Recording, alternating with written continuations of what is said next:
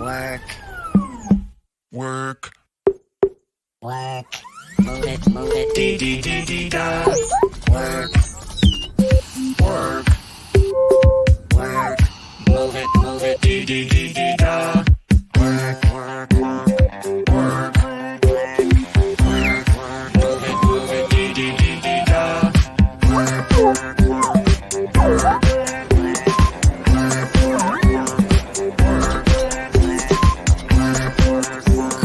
Please stay at least 1 meter apart.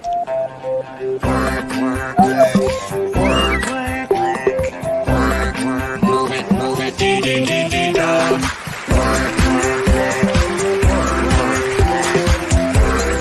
Move it. Dee-dee-dee-dee-da. Work.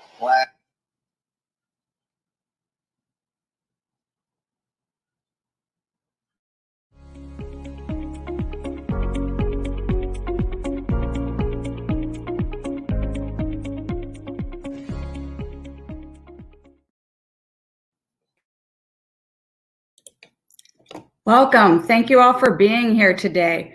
We're going to be getting started in just a moment, but while we're waiting for folks to keep logging in, we wanted to start off with a question. And that question is, what are you all most excited about a return to face-to-face meetings? So if you would give that some thought, put those answers in the chat. We can't wait to see what you're all excited about. I know we're all so eager to see each other face-to-face again. While you're doing that, I'm going to start us off with some housekeeping notes. Note number 1, who am I?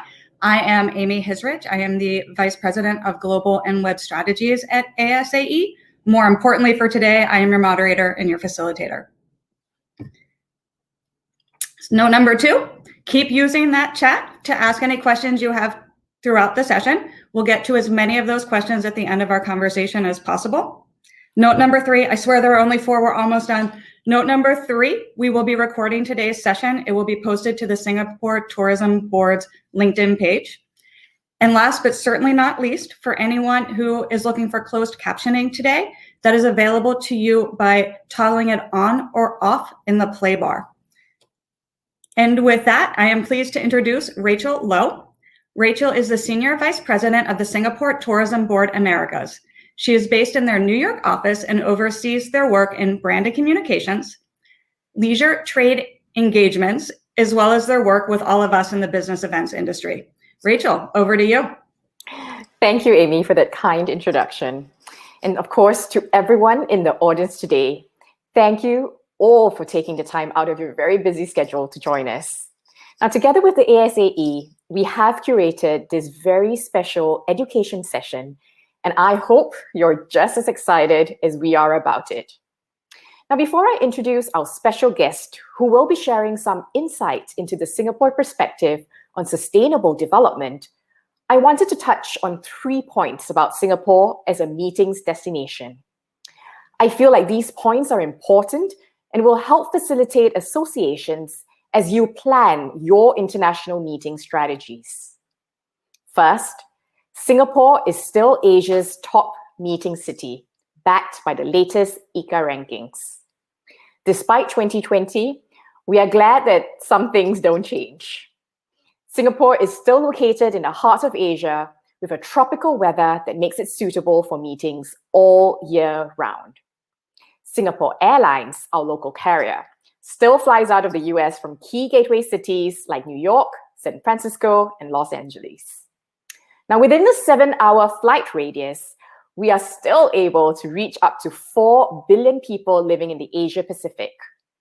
All this is made possible by Changi Airport, which is the air hub that facilitates these connections. All this simply means that Singapore will be accessible to you and your attendees to make it a successful face-to-face meeting once we put COVID-19 behind us. Second, 2020 was spent preparing for the safe return of the global meetings industry. It's been more than a year since we launched SG Clean, a national mark of excellence committing Singapore establishments to rigorous standards of public hygiene and sanitization on their premises. 2020 also saw Singapore launch safe meeting guidelines for the industry. This has enabled us to pilot the resumption of business events in a calibrated and safe manner. This includes the PCMA Convening Leaders 2021 hybrid event, which was not only beamed out from Singapore, but also hosted a physical audience. Our meeting venues have scaled up their digital capabilities. Marina Bay Sands, for instance, developed the first hybrid broadcast studio. I'm sure we'll hear more about this from our discussion with Antony from the Council on Tall Buildings and Urban Habitat later. The hybrid broadcast studio not only accommodates physical delegates, but also unlocks possibilities of scaling up to a global virtual audience through cutting-edge hologram and augmented reality technology. Third and finally, to answer the question on everybody's mind, the COVID-19 situation in Singapore is in check. Singapore continues to take an aggressive approach to testing, contact tracing, and isolating positive COVID-19 cases. In recent weeks, aggressive testing strategies have uncovered a slight increase in the number of community cases of about 20 cases a day. This is due partly to the more highly transmissible B1617 variant. Since then, Singapore has taken active steps to shut down clusters and stop transmission chains without going into a lockdown. Now, at the same time, Singapore's vaccination program continues. It started off in January this year by prioritizing healthcare and essential workers. Since then, more than 2 million doses have been administered, and we're on track to vaccinate the entire local population by the third quarter this year. The meetings business is a key industry for Singapore. We understand that we not only need to serve your meeting needs, but also provide peace of mind as you plan ahead long-term for association meetings. We do have various support measures in place. The Singapore Tourism Board is also the Convention Bureau, so please contact us directly so that we can help you make Singapore your next meeting destination. On this note, I would like to move on to the next segment of our program today. As a small city-state, much of Singapore's urban development happened in the last 50 years post-independence. Here to tell us more about Singapore's approach to urban development is Singapore's ambassador to the US, His Excellency Ashok Mirpuri. Ambassador Ashok took up his appointment as Singapore's ambassador to the United States of America in July 2012. As a career diplomat, he also served as ambassador to Indonesia, High Commissioner to Malaysia, and High Commissioner to Australia. I would like to welcome Ambassador Ashok Mirpuri to share more on Singapore's efforts in sustainable development. Hello. I want to thank you for joining us this afternoon. And on behalf of Singapore, a very warm welcome to this webinar. All of us in the United States, in Singapore, and everywhere in the world are in a challenging and precarious state, with human activity directly impacting our environment at scale. Even as we deal with the issues of the pandemic, our concerns about the environment remain critical and foremost. We must build towards a world of sustainable development. In having the opportunity to offer some opening remarks at this event, I would like to outline some of the ways that Singapore has approached sustainable development since our political independence in 1965. Singapore is a small island city-state with finite land size and limited resources, and we are acutely aware of our existential vulnerability to nature and climate. Long-term sustainable development has and will always be a critical consideration for Singapore, our government, and our people. Before climate change became a critical global priority, Singapore was known as a garden city with verdant parks, tree-lined streets, and green walkways. You may have seen images of Garden City Singapore in many photographs and movies. More recently, we have started to think of ourselves more as a city in a garden, which may be just a reordering of words, but is actually quite a fundamental change to put sustainable development at the core of our economic and social policies. With a growing population, it is necessary to balance the infrastructural needs of a cosmopolitan city and a dynamic workforce with the priorities of environmental protection and social objectives. Today, almost half of Singapore's total land area is dedicated to public green space, which is remarkable considering the size of the country, 280 square miles, 60% of New York City, and a population of almost 6 million. Faced with natural constraints, Singapore had to find creative solutions. Singapore is the only country in the world to have a net zero vehicle growth rate, a policy implemented in 2017. Carbon emissions have been taxed since 2019. With limited water resources, Singapore is one of the few countries in the world to have closed the water loop completely and to reuse every drop of water repeatedly through a national technology and infrastructural system called New Water, a direct response to our scarce water resources. In 2020, Singapore pioneered the world's first novel foods regulatory framework, a coordinated public policy push towards sustainable and climate-resilient food options, which allowed Silicon Valley-based company Eat Just to launch the world's first lab-cultured chicken meat in Singapore. Undoubtedly, this and other ideas can contribute to Singapore's ambitious goal to produce 30% of our own nutritional needs by 2030, a significant challenge given our limited size and urban population. This focus on sustainability also extends to tourism.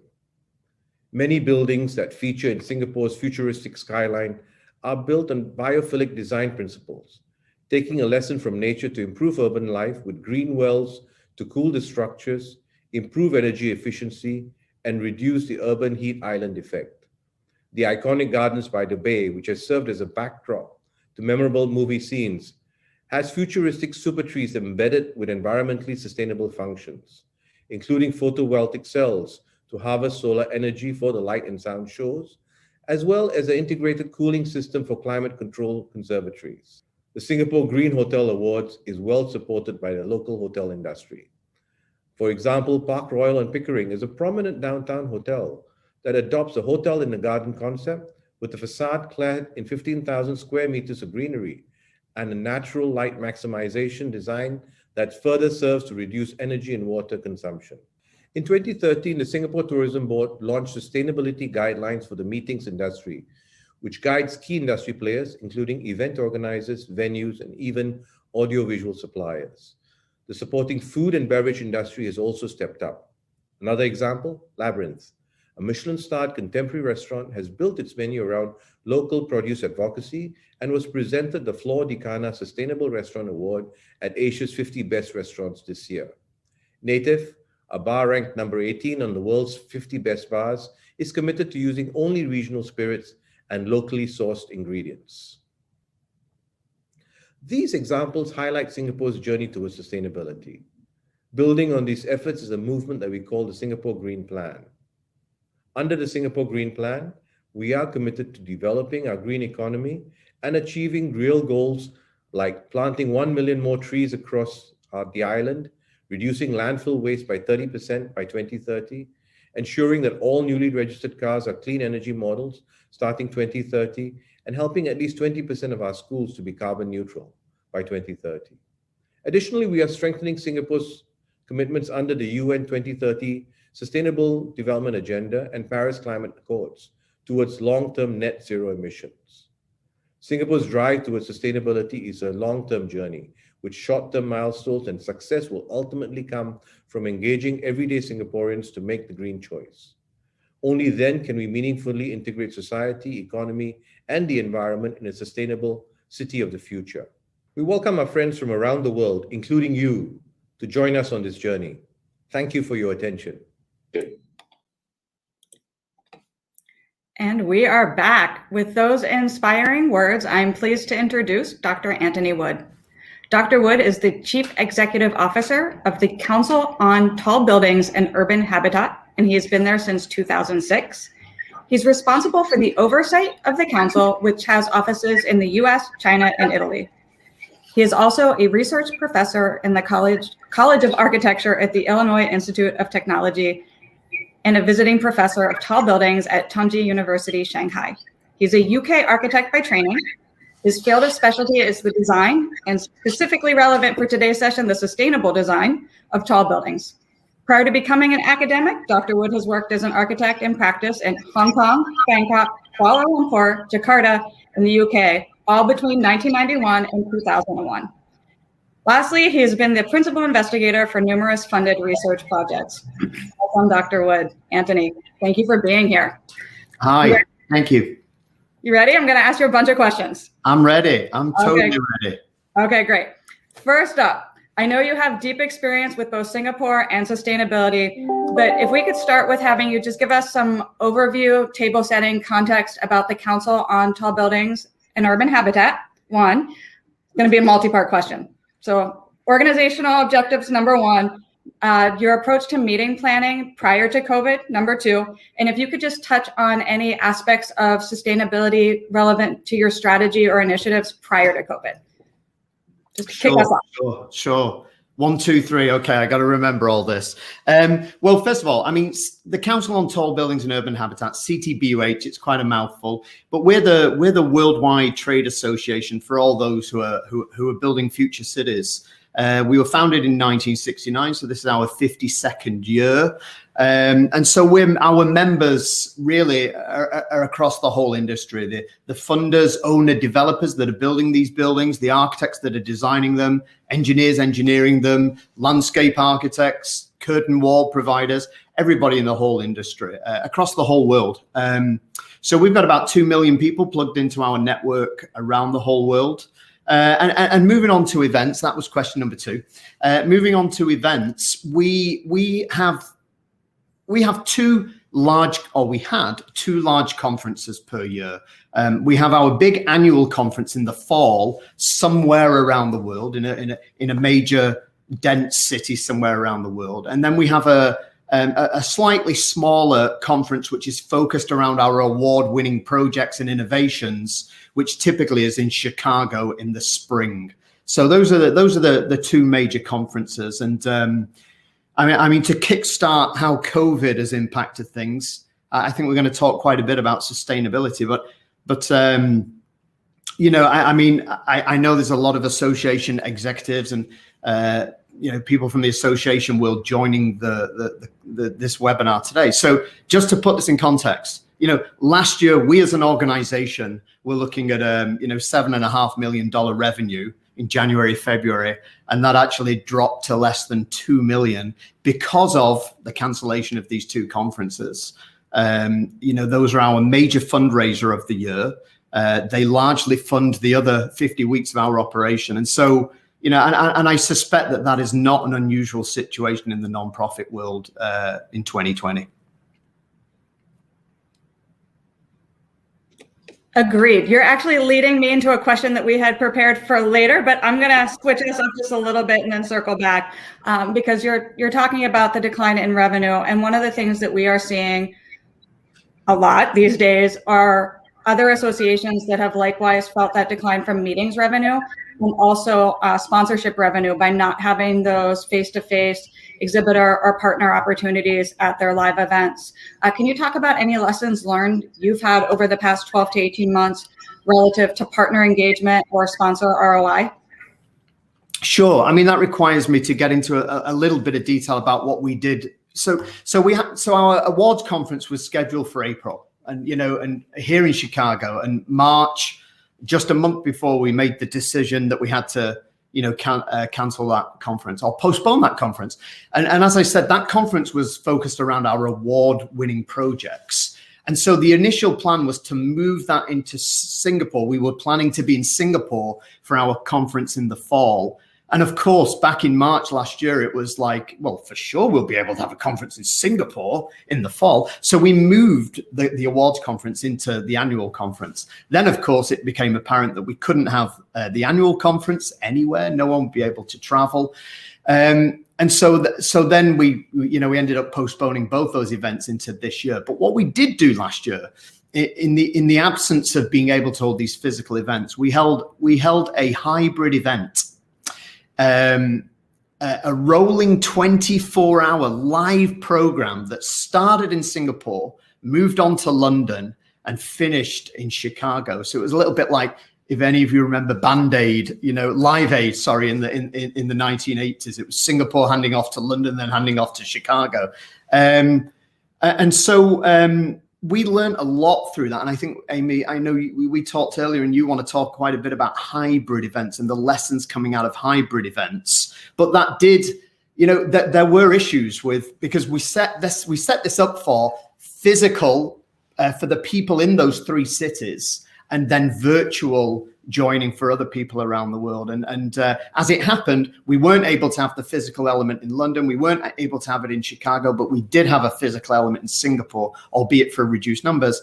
And but there were some issues that were created around that. All right, we'll get to those issues in a second. I'm going to take us back to, you mentioned you were planning on having your 2020 meeting in Singapore. What led you to choose Singapore for that meeting? Well, I feel I need to dampen down my enthusiasm for Singapore, because it's going to seem like, because the Singapore Tourism Board is involved in this webinar, that I've been primed for it. But I even with damped down enthusiasm, I can tell you that for our organization, the Council on Tall Buildings and Urban Habitat, there's no better place on this planet for a conference than Singapore. And as I already said, we hold our conference somewhere around the world every year, and our choice of city is driven by, it's got to be, a first world city. It's got to have the facilities, but equally, it's got to have reason for us to go there linked to our mission. In other words, it's got to be developing urban density. It's got to be innovating in terms of how, thinking about cities of the future. And there is quite simply no better place on this planet to see that than Singapore. I mean, Singapore for 30, 40 years has been doing things on the sustainability level that other cities are now starting to talk about and wish that they could do. And I know this personally because I started my career as an architect in Asia. I bought a one-way ticket out to Hong Kong when I was 21. And over the next 10 years, I worked on high-rise buildings in Hong Kong, Bangkok, Jakarta, and Kuala Lumpur. I didn't actually work in Singapore, but went to Singapore many, many times. So I've seen its development over the last 30 years, really. And again, and if you want to get into detail, we can get into detail. You heard some of it from the ambassador, right? Prior, but really, they've put in place strategies on an urban scale, on a cultural scale, social scale, and on a building scale that it's light years ahead of what most other cities have been able to do. No, that's great. Thank you for sharing that. And I want to talk about the future of cities if we have time at the end of this. So I'm just hoping that we get a chance for that, because you have some really, really interesting thoughts on that. You did mention both hybrid and what I'm going to start to mention as regional hubs. You had mentioned the 24-hour rolling events that we're going to go from place to place. We're hearing so much about those throughout the past 12 to 14 months. Can you talk about thoughts that you had based on your experience with that and how you're looking at potentially those two strategies into the future? Sure. It's a difficult subject. There's lots of pluses and negatives. By the way, I think there are a lot of pluses to the virtual events. Okay, so we pivoted to this virtual conference last October. And it was quite successful. We got 700-800 people from around the world attending, our members. We typically have 1,200 at our event, our physical event. So it wasn't quite as well attended as that, but it wasn't bad. And part of the reason I think it was successful because we launched this in, say, June or July, and we were ahead of the curve. In other words, people in June, July last year were, how the hell is life going to evolve? How the hell is business and events going to evolve into the future? So we were a little bit ahead of the curve in terms of we're going to have this virtual conference. It's going to be a rolling conference across these 3 cities. And I think there was an excitement that built up and people committed to it kind of early. Just jumping to now, we don't believe we can have the physical event anywhere. It just so happened it was meant to be Singapore. So it was meant to be last fall. Then we moved it to this fall. And now we're making the decision that we have to move it to next fall because we don't feel it's the right thing to do to have the physical event, because our members are all around the world. Yeah. And certain countries, you know, are maybe ahead in their vaccination programs, but we don't feel it's the right thing morally to take our members to any place this fall, given where we are with COVID. So we've made the decision to postpone there, and right now, so now we're talking about doing another virtual conference this coming fall, and it's completely the opposite of where we were this time last year, where we were ahead of the curve. We capitalized because no one else had yet quite done it, and people were interested, and now, you know, everybody's kind of zoomed out, Zoom fatigue, virtual conference fatigue. And, you know, and so we're beginning to think maybe we could do a series of local regional events that are connected together with virtual attendance. Sorry, Amy, by the way, I'll pause, but that was a long way around. I was going to tell you some of the lessons we learned from last year, but I just had to set the context for, you know, the virtual against regional. Should I go into some of the lessons we learned last year, or have I talked too much already? No, please keep going. You're making my job easy. This is great. Okay, sorry, I tend to be a bit of a motor mouth, but you'll cut in if I go over. But so we had this event last fall, and as I said, the plan was it would be 3 regional physical events: Singapore, London, Chicago. With just a few weeks to go, there was no way we could have physical gatherings in London or Chicago at that time. This is early October, but we did go ahead with Singapore. However, and this has nothing to do with Singapore, it could have been anywhere, the same thing would have happened.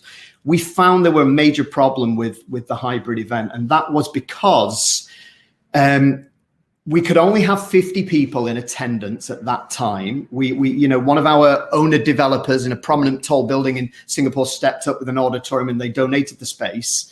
And so we got 50 people in attendance. We got all the speakers in attendance. But the problem was this: the speakers presented to the 50 people in the room. They did not present to the 700 people that were attending virtually.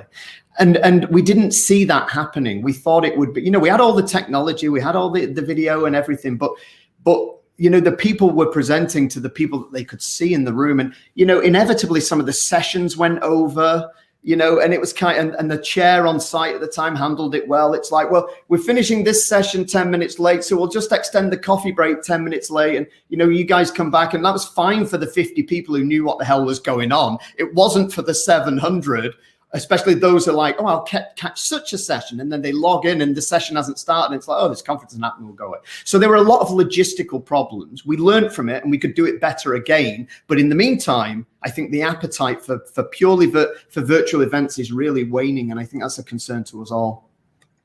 What I love about what you're saying, and what I hope we can get a little bit more into, and what I hope the audience is taking away from this, is that you're being very intentional about how you're thinking about both hybrid and regional. So we've heard these terms so many times over the last year, and I hear so many people say, well, we're just going to move into hybrid events. And I don't think many organizations think about the examples that you've just shared of, does the hybrid event mean that people are seeing the same content from a physical location and a virtual location? Does it mean that there are 2 totally separate meetings happening and you have to plan for the engagement strategies, both of those separately? Or does it mean that people are predominantly presenting to that room and it's just being shared online? So I'd love to get your thoughts on how you as an organization are defining hybrid as you go forward. Well, just on that last bit, I'll say we're making it up as we go along, like everybody else, being quite honest with you. We don't know for sure, but if we look longer term, you use this term hybrid event. I think, you know, in another year or two, like we're definitely going to back to Singapore. There's no question about that. And by the way, part of the reason I didn't want to do Singapore this year is because I don't want to waste Singapore. I'm not going to waste Singapore with a 500-600 people conference. You know, we were actually going to step it up in Singapore from our typical 1,200 to 2,000. We'd booked the Marina Bay Sands. It was going to be a move. We typically have it in a 5-star hotel, but we'd move to a convention center ready to step it up. We only go back to the same city every 10 or 15 years. I'm not going to waste Singapore, you know, with a 500-600 people event. So we're going to have that next year. But so for next year or beyond, and I want to come back to some of the advantages of virtual. The way I see this working is we will gear the conference up to our full 8-track keynote, 8 tracks, 3-day, 200 speaker physical, 1,200, 2,000 people physical attendance.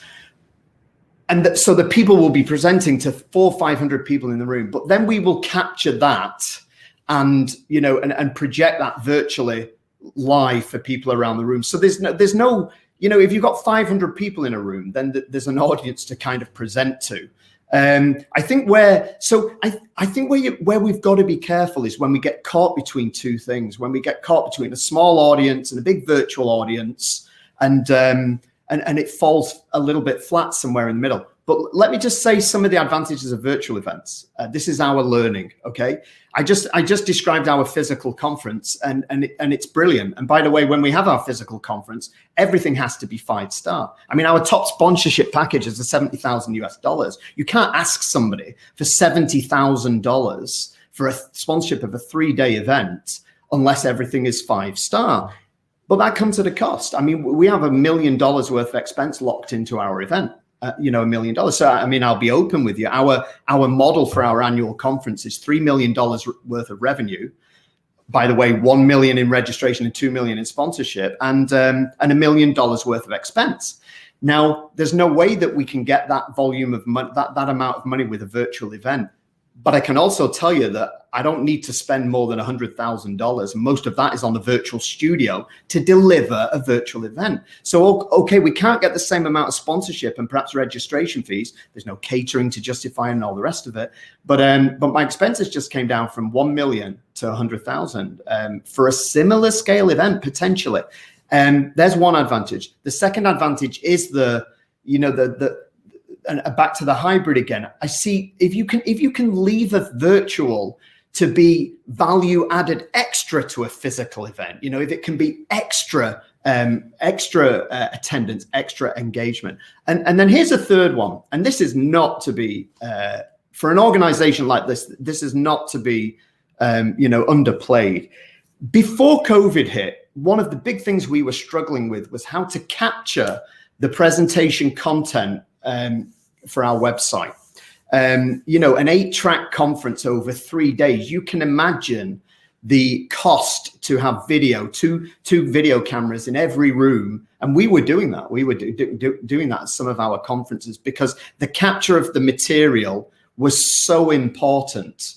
And that came at a huge expense. Well, now with the movement to virtual and Zoom and all the rest of it, I can capture every video content, quality content for our website for virtually free, not the gymnastics that you need to go through on site. So, I mean, that's my way to show that there's a big downside. The downside's all about the lack of networking.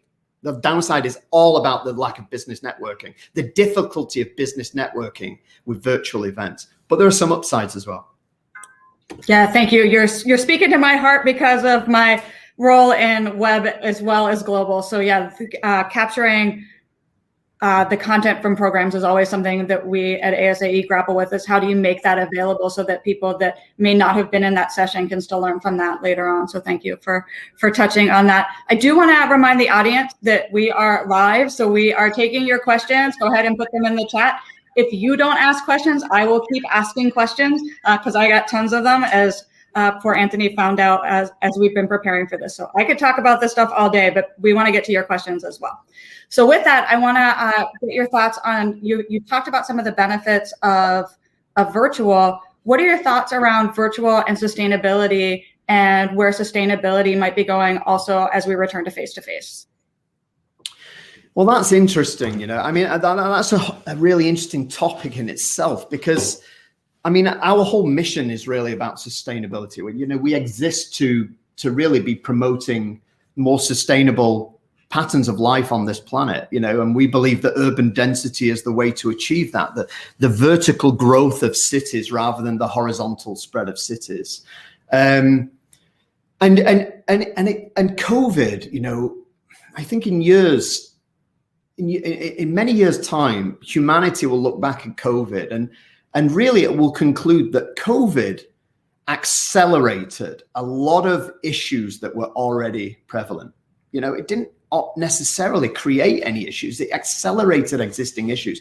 And one of those issues in my mind is really sustainability. You know, too much of sustainability has been focused on in our field on energy consumption. You know, I think many people just equate sustainability with reducing energy consumption and therefore reducing, you know, CO2 and carbon and greenhouse gases, and therefore trying to slow down climate change. That's clearly a huge part of it.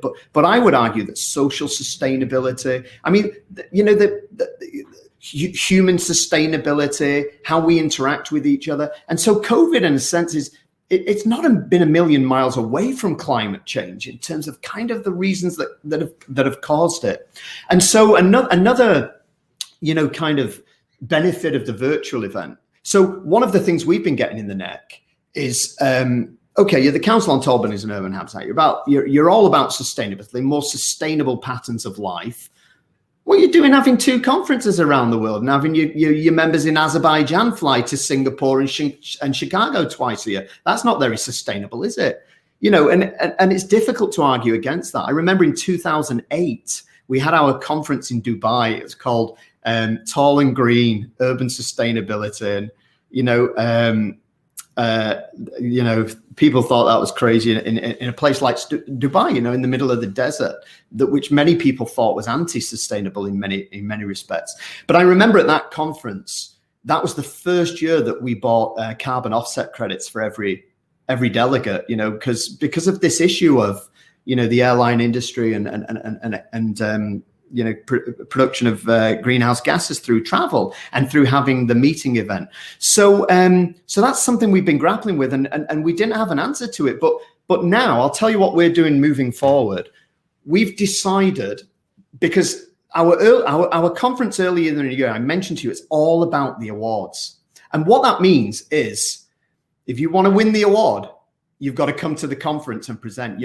We create Award of Excellence winners, but then within a category, there might be 6 or 7 Award of Excellence winners. And then we have an overall category winner. And so you need to come to the conference, present against your peers. You've already won 1 award, but you might win the overall category award.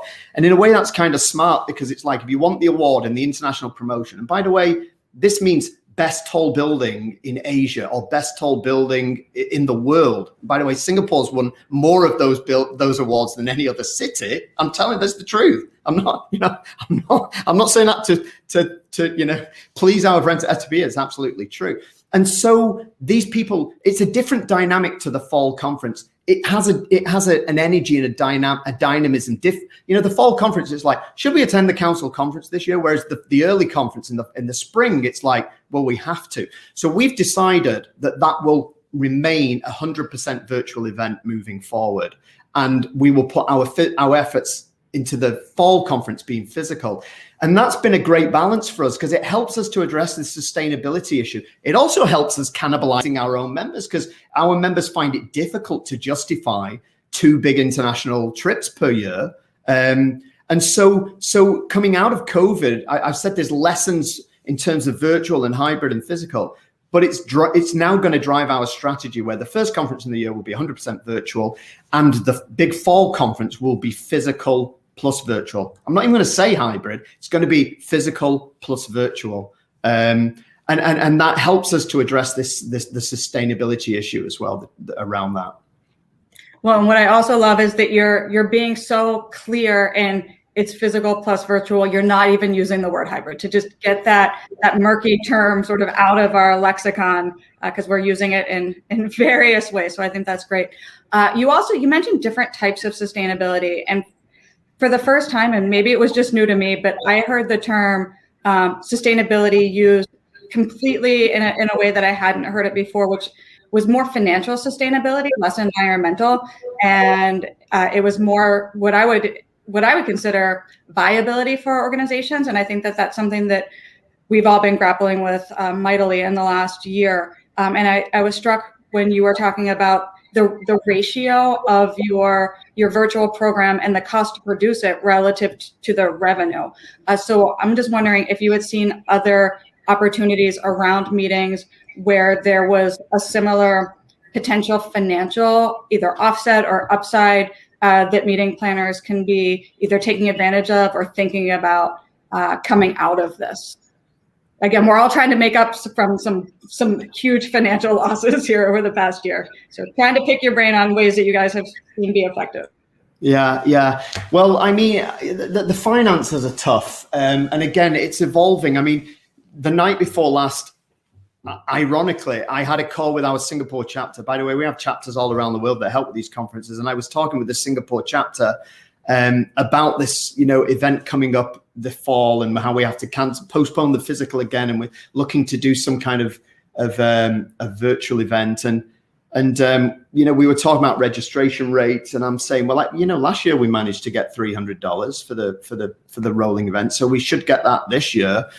And several of our members are saying, look, we're being invited free to brilliant events, and we're not even attending those because we're just so done with the Zoom virtual event. It's like we're saturated, just oversaturated. So registration, I think, is an issue. And sponsorship, I mentioned that. So our physical conference, the sponsorship packages range from 10 to 70,000. With this conference next week that we're having here, the awards conference, we had to drop that massively. The packages ranged from 5 to 20,000, 25 maybe for the app sponsor. But I can tell you that we got 50 sponsors and we've made just short $480,000 worth of sponsorship. So each sponsor is sponsoring on average about $10,000. So the support is still out there, but I don't think you can go as high. Maybe you've just got to go more. But the key to it, Amy, the key to it all really is for those organizations that can get hold of the audience engagement and the networking. So, I'll share with you some of the ideas that we're thinking about going into this fall's conference. One is we want to start soon with a call around a design problem. We want to start to link our members together. So typically we have a call for papers. And like most organizations, and you put in an idea, you present a paper, we produce a proceeding, stand up and give a PowerPoint. Well, we're looking to not do that with this conference. We're looking to create potentially teams to solve a problem. We're even thinking that chapters will set themes, regions, because this conference is going to be rolling across the regions, and another region will form teams to help solve it.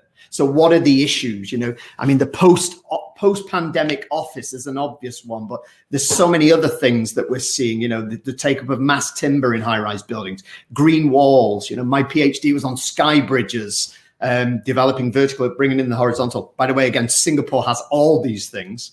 There I go, Singapore again. But So what are the issues in each region? Now that might sound a very content-driven thing. It is, but it's also strategic, because if we can get people excited about that, then the conference starts in a month from now, because they're forming these teams, they're coming up with proposals, ideas, they're getting other people excited, and suddenly the conference is the end result. This 2-3 day conference where all these teams, largely in competition with other teams, are presenting their material that started 6 months before, rather than just, day one of the conference is the start and you consume material, you consume information. So that's one idea we've had. Another idea is trying to replicate some of the serendipitous connections that happen at a conference. I mean, it's dead simple. We all know, it's like, the coffee break or the lunch break, you go and get your plate of food, you go and sit randomly at a table, there's 7-8 other people, you get struck up in conversation, you make connections, it leads to other business, or it leads to stuff. And you can't do that when you sat in your bedroom watching a Zoom screen, but maybe you can. So we have this idea of actually the breaks being perhaps the more active sessions where you make your coffee just before, and then you get put into a virtual room and a moderated discussion. One of our leaders moderates the discussion, and trying to replicate what happens physically. And the final thing I'd say is I think this is really important. This is something we've learned. It's too easy to slip to pre-recorded material and pass it off and it's easy to pass it off as live as well, by the way, short of holding up a newspaper and saying, hey, it's today, you can We really are live. We really are live. We are live. We are live. It's 4:44 No, Eastern. it's totally live. 8:13. But it's too easy to pass it off pre-recorded and pass it off as live. And maybe that's not a bad thing, by the way. Maybe that's not a bad thing.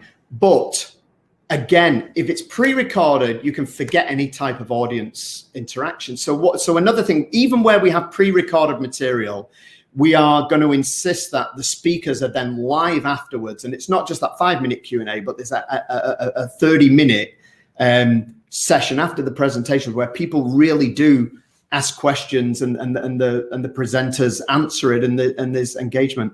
But, whatever the solutions are, there's probably more solutions out there. The key is for the viability of virtual events into the future, there's got to be audience engagement, business networking opportunities, or people are not. There's so much stuff out there for free. People are not going to pay to do it. And that's a big problem for nonprofits. Yeah, I think trying to tackle that engagement problem, and it actually touches on a question that we got that we'll get into in the Q&A. Just 2 questions before we get into that. One, a question on all of our minds, which is, when do you think that you'll be returning to face-to-face? I know it probably won't be in the near term, because you mentioned, and I love the fact that you mentioned sort of the moral take on that, because different countries are getting vaccinated at different rates. And I think it's so important that we all keep that in mind. But where do you see this light at the end of the COVID tunnel? Well, I'll be honest with you, this has shifted since we spoke a week or 2 ago. It's shifting all the time. So our next big full-on 2,000 people physical conference will be fall 2022. That's not because we can't have it in Singapore. That's not because we can't have it before. But I've already told you that next spring's award conference, we're going to keep it virtual as a sustainable model moving forward. I think we'd be able to have the physical conference in spring next year, and people by that time will be ready to travel. But the thing that's changed for us, when we spoke a week or 2 ago, I told you that this coming fall we were committed to 100% virtual event, and we just can't fall into that hybrid pit in the middle. But I'm now concerned that people are not going to pay to attend that event, even if we do special stuff. So we're getting pretty close to thinking that we are going to go to regional physical events. Singapore, by that stage, will be able to get 200 people in a room. So will Chicago. Now we've got an office in China. By the way, the whole of last year, we had 1,200 people across 7 events in China. That was amazing. We're all locked down. We're not even allowed to leave our house. And whilst all this was going on, China, where this thing started, they're having our China office organizing events for 200 people. And there's a lot of propaganda around that. It's like, oh yeah, they're hiding. These are people I know. They're our members. They're my staff, having these events at the top of tall buildings. It was incredible. So we are really thinking that we will go to regional events. And so, if we take our chapter in London, we've got a chapter in London, we've got a chapter in Paris. So that there might be by October, the facility for the French to go to London or back again. So, but at the very least, it would happen within the UK for travel within the UK. And final thing I'll say on that, I'll tell you what's influenced this latest thinking. It's the reverse of what I said last year, where we were this time last year.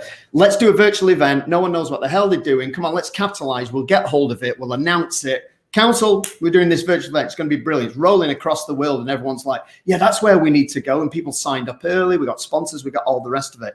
Now, I'm the opposite of that. It's like, no one wants a virtual event. Okay, right. Let's nail our colors to the mast. We're going to have 6 physical events around the world. And I think people are going to respond to that because they're so desperate for it. I am. I got invited to Ekaterinburg in the heartland of Russia earlier this week.